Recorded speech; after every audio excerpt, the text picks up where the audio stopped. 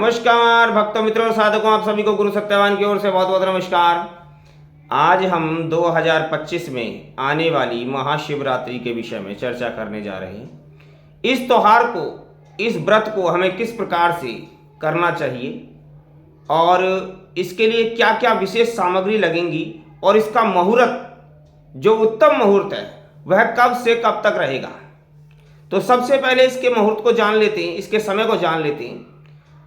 26 फरवरी 2025 को प्रातः 11:08 से आरंभ होगा और 27 फरवरी 2025 की प्रातः 9 बजे तक यह समय उत्तम मुहूर्त रहेगा।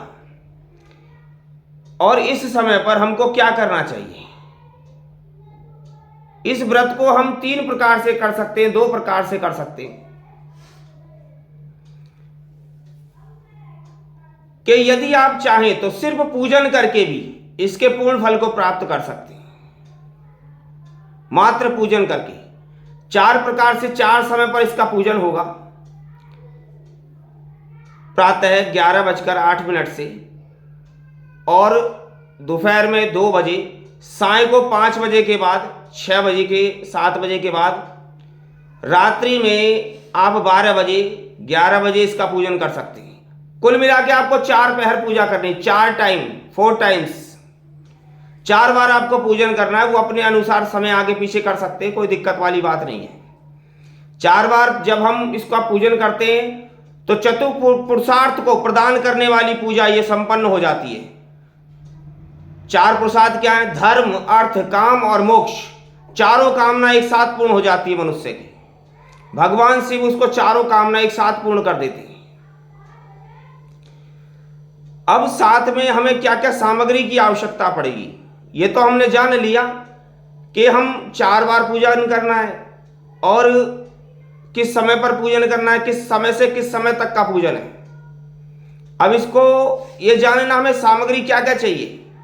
थोड़ा सा कच्चा दूध, थोड़े से अक्षत, पुष्प, फूल किसी भी प्रकार के, और आपका धतूरा, भांग, पत्तियां भांग की, धतूरा, धतूरे का फल, फूल, पत्ती सबको चढ़ा सकते हैं। और गंगा जल, भांग की पत्तियां, सीमी के पत्ते, बेलपत्री के पत्ते, बेलपत्री का फल, बेर, ये सबसे उनका विशेष पूजन करना। थोड़ा मिष्ठान भी रख सकते हैं आप पास में। स्वयं जो भी शिवलिंग है उसको स्वयं साक्षात शिव का, जिस प्रकार से शिव हमारे सामने बैठे उसी प्रकार से आप उनका पूजन करेंगे तो पूर्ण फल की प्राप्ति होगी।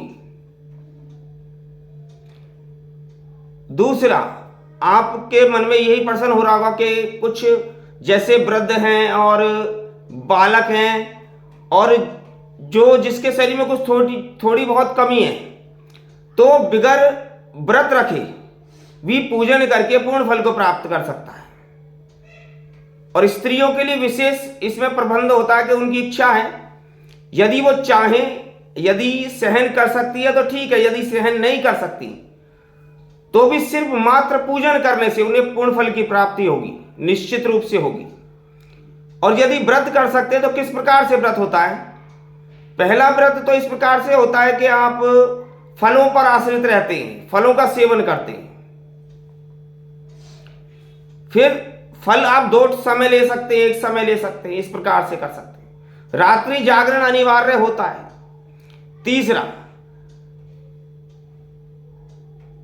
आप शाम तक व्रत खोल सकते हैं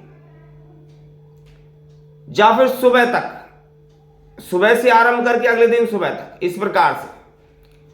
चौथा जो इसका है नियम, अन्न जल सब कुछ त्याग देना और अगले दिन सुबह भगवान का नहा धो के स्नान करके अच्छे से और जो भी दैनिक क्रिया उनको निपटा करके उसके पश्चात भगवान को भोग लगाकर, आरती गाकर और फिर पूजन करके उसके पश्चात व्रत को खोल लिया जाता है। तो लगभग मैंने सभी विधि बता दी हैं और संपूर्ण जानकारी इसी के अंदर निहित हो गई। फिर भी यदि किसी का कोई प्रश्न मन में उठता है तो वो कमेंट बॉक्स में पूछ सकता है, निसंकोच पूछ सकता है, कोई ऐसी परेशानी वाली बात नहीं है, उसको जवाब दे दिया जाएगा।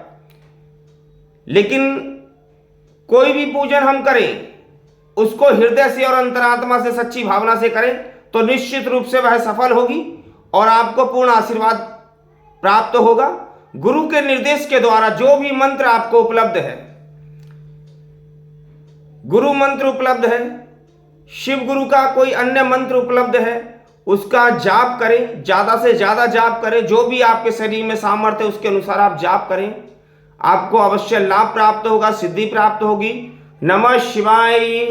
शिव गुरु की सदा ही जय हो, सदा ही जय हो, सदा ही जय हो।